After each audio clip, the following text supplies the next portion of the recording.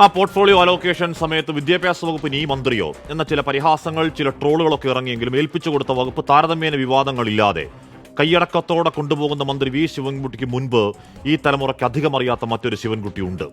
അന്ന് അടിയന്തരാവസ്ഥയുടെ ഭയാനക നാളുകളിൽ നിശ്ചലമായ സംഘടനാ സംവിധാനങ്ങൾ ഉണർന്ന് കേരളമൊട്ടാകെയുള്ള ക്യാമ്പസിൽ SFI തരംഗമായി 78-79 കാലം.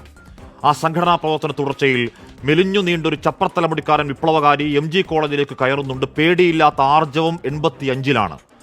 അന്ന് ഈ സംഘപരിവാരത്തിന്റെ വിദ്യാർത്ഥി പ്രസ്ഥാനം അടക്കി ഭരിച്ചു വാഴും കാലം തിരുവായ്ക്കെതിർവായില്ലാതെ പാറുന്ന ഒരു കാവിക്കൊടി.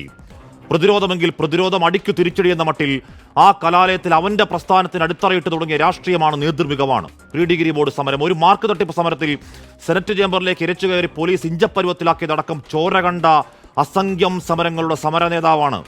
ആ വിദ്യാർത്ഥികാലം കഴിഞ്ഞ രാഷ്ട്രീയ തുടർച്ചയിലെ തലസ്ഥാന നഗരിയിൽ വി ശിവൻകുട്ടിക്ക് ഒരു വിളിപ്പേര് വീണു: നഗരത്തിന്റെ പ്രക്ഷോഭകാരി, പ്രക്ഷോഭകാരികളുടെ രക്ഷാധികാരി.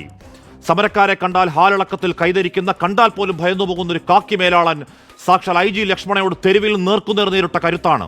ഏതെങ്കിലും പാർട്ടി സാഹിത്യം അരച്ചു കലക്കി കുടിച്ച വാഗ്ദോരണി അല്ലാത്തൊരു പ്രശ്നത്തിൽ അനീതിയിൽ MLA എന്നോ പാർട്ടി സെക്രട്ടറി എന്നോ നോക്കാതെ ആ മുണ്ടും മടക്കി കുത്തി അവിടെ ഒരു കരിമ്പാറ പോലെ നിൽക്കലാണ്.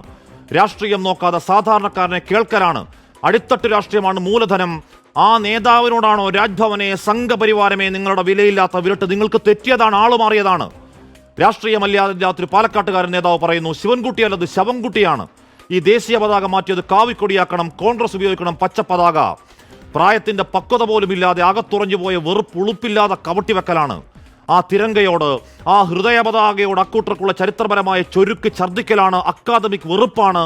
ആ നേതാവിന്റെ കുറ്റമല്ല.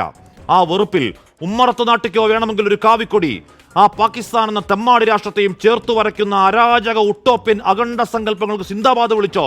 പക്ഷേ അത് കാര്യാലയത്തിന്റെ തറവാട്ടുപറ്റത്ത് മതി. അജണ്ടകളെ ജാഗ്രതയോടെ നേരിട്ട നെഞ്ചൂക്കിന്റെ പേരാണ് സാറേ കേരളം.